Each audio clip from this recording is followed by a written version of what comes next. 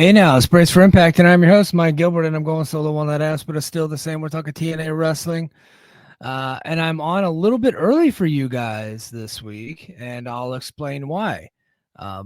It is still a little after 6 in the morning, 6:10. I did have a little bit of a hiccup getting started, so I'm about 10 minutes later than I normally am, at least Hawaii Standard Time, but I'm still a bit earlier for you guys, and here's why.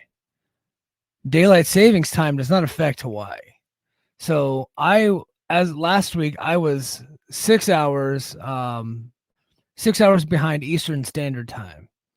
Well, now I am 5 hours behind Eastern Standard Time. So it is 6:11 a.m. right now, but on the East Coast, it's 11:11. Make a wish. And so I will be going an hour early from now on for you guys on the mainland. But this is the only time that I can go. So I still would like for you guys to be able to join me, but if you can't, I get it. I know everybody's people are into their routines, and so am I. And my family's into this routine too. Like 6 in the morning is good. Is like a good time for my family, for me to be able to do this, because they're still typically in bed. Although my wife and son are up right now, because that boy woke my wife up at like 5, and I was already up. I was drinking coffee. Hold on, swig of coffee for the working man. So I was already up, and I've already been up and at 'em. So yeah, a little bit earlier for you guys. So get your coffee ready, get your brunch, or I guess some of you would be eating lunch around this time. Get your lunch ready. We're going to talk a little bit of TNA wrestling. If you notice a different backdrop behind me, that is because I rearranged the nursery of the office again, because I had some job interviews earlier this week, and I really wanted a professional backdrop. So I did some job interviews on WebEx. So WebEx is just like a software that some certain companies use, and so I wanted like a professional backdrop. So I got my degrees behind me. I got my new rank, and then I got like a history of my ranks also behind me. So you're not seeing like diapers, and you're not seeing a changing table and a bunch of laundry and stuff like that. So, shit, my table went. All right, okay. So yeah, I don't know how long I'm going to keep this backdrop, but I wanted it to be a little bit brighter on the show today, a little bit lighter on the show today. So I didn't do the whole living in darkness with the blue light behind me, which is what I typically do. Because what it does is it takes, in my view, it takes the eyes off of the background completely. It just like kind of creates a little bit of a mood, and then you can't see like my son's diapers and his butt cream, and all the stuff that's over behind me. All you can see is like a little bit of dark and some blue light and some shadows and stuff like that. But now you can kind of see some of my backdrop as I try to enter this corporate era. And people ask me, Mike, are you retired? No, I'm still active duty, but you got to prepare for the future, man. It's super important. So as I start to wind down my military career, now I could stay. They want me to stay. I think they would like for me to go like 30 years. I'm pretty good at this military stuff, but my family is so done, and I'm pretty sure I'm really done too. I kind of want to just go plant roots somewhere. And so we're holding out hope that not only do I get the job, but that the military will be willing to let me go, because they can deny retirement. They can say, no, you can't do it when you want to do it. You got to do it on our time. So here's the date that we're actually going to give you. So that is a possibility. So we'll see how all that shakes out. But I do want to get to the top story. And if you're watching here on the Patreon, it looks like I got a few people. So chime in on the comments. Go ahead and fire away some questions, fire away some topics, because there's not a lot of news to get into. And Lucha Doncic was at the taping last night in Fayetteville. It looks like they had a pretty decent house, although the hard cam side was fairly empty. But the behind the hard cam, but in front of the hard cam, it was completely packed and full. And Saturday night's taping looks like it's actually going to be even more full than the Friday night taping. They actually sold a lot more tickets. So, but it looks like they have a really good houses both nights. Not sellouts though. Their string of sellouts is over, but looks like they had really good houses full both nights. But they nothing really, nothing interesting enough happened at the taping for me to spoil it. Okay. Um, so, but what I will say is that they did bring back Conan Lycan. He is I think he's local to Tennessee, I want to say. I think he might be an OVW guy. Let me just look up Conan Lycan. He was I watched him on I think it might have been an Explosion taping recently. I typically don't watch Explosion, but I was interested, and there was a match that he had on there, and he looked really freaking good. Oh, he's a Black and Brave graduate, so never mind. I think he might be out of Iowa. Like he's a Seth Rollins guy, and but so they brought him back a few times now, and so when they bring somebody back like that multiple times, it tells me that they're on the right path. They're on a track of being kind of signed, and so I think once some of these other contracts fall off the books, they will start signing up some of these other cats. And so I think that he's probably a guy that in 2025 is going to be a bigger part of the company, unless, of course, one of the other bigger companies swoops in and picks him up. I do think he's a really good prospect. I really do. A lot of people think he's a really good prospect. And so for TNA to get on the ground floor and capture him early, I think that's a great idea. And I think that's exactly what this company needs to be doing. He's not a small guy. He's actually a pretty big, good-sized dude. And he can do all the moves. I think he'd be a good X Division star, but he's also probably a guy that can transition into being a heavyweight star just due to his size. But he looks like a really good worker. He's got some charisma. Probably needs to update the look a little bit, more of a mainstream, like a more television wrestler friendly look, something more eye catching. But I think that he's a guy that could probably do some damage in the company. And so they brought him back. I'm not going to say what he's doing, who he's wrestling, nothing like that, because I don't want to do spoilers. I don't want to do all that. I don't want to ruin your time. The only time I'll do spoilers on this is if it's a significant update to where I'm like, okay, we need to get ahead of it and go ahead and talk about it right now because it's about to break everywhere. And the last time I did that was with the Vikingo stuff. Then, of course, like 2 weeks later, Mike Johnson broke the exclusive story that Vikingo was coming about for Glory. What a scumbag. So that's the type of spoilers that I'm going to do. But I'm not going to get into match by match, breaking it all down. The information is going to be out there. I think it I don't mind the spoilers. In fact, I like the spoilers. And typically by the time the TV show rolls around, I will have already forgotten like what happened. So for the most part, unless of course it was like a significant thing. So it doesn't ruin my enjoyment of the show, but it does do that for others. And so I don't want anybody to be able to come here, or I don't want anybody coming here thinking that that there's a part of the show that they're not going to want to hear. I want everybody to feel like they can be a part of the show and all that. So, but yeah, Conan Lycan is being brought back, and it looks like hopefully he's like a guy that keeps being brought back going forward. Io says Maggie Moore / Maggie Lee is another who is on some radar. She was brought back at the taping. She was at the last tapings and doing some kind of enhancement matches. And she's tall and athletic and looks pretty good.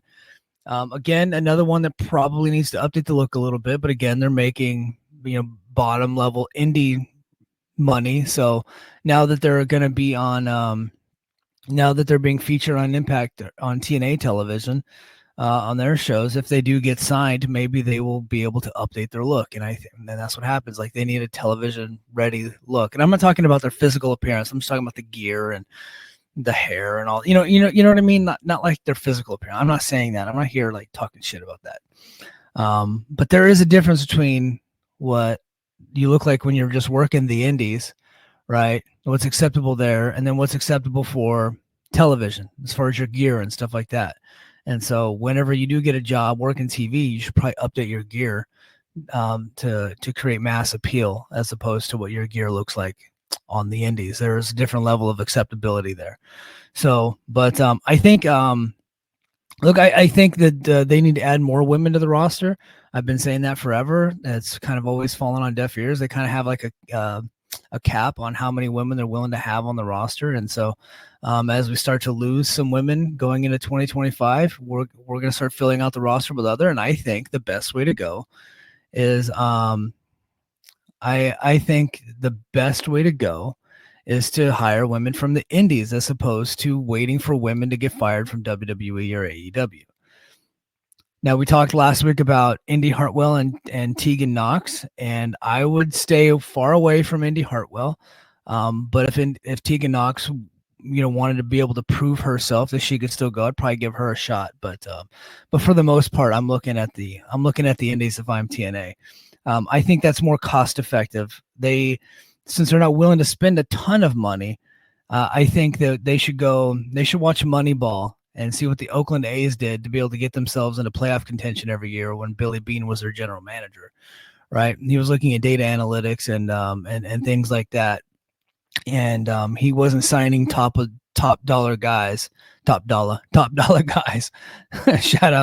AJ Francis is going to be a big fixture in the upcoming tapings, and he's going to be in a prime spot in December, by the way. I'm not going to clarify what that means, but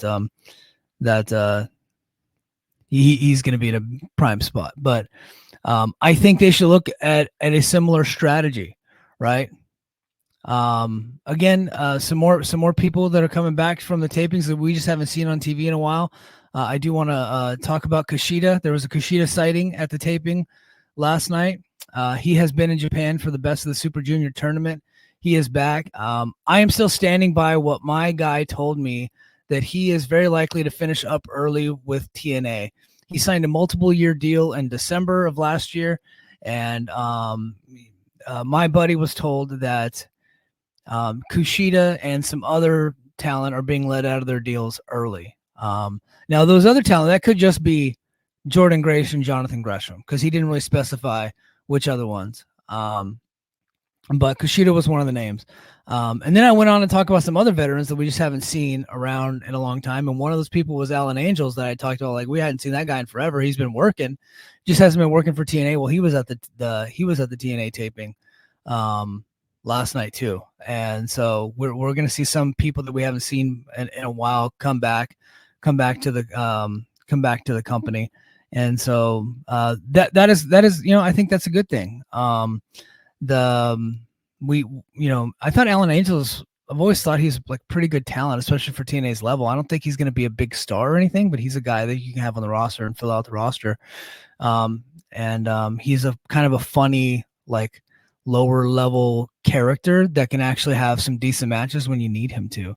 And so he's a decent talent to have on the roster. And I'm excited for what it looks like, what kind of plan they have for him going forward. They got something interesting for Alan Angels that they just did at the taping last night. And I'm excited to see how that plays on television. Io says, I like the strategy they're doing. They signed Casey and Heather, lock the rising talent while bringing in the big names for a short period. I like that too.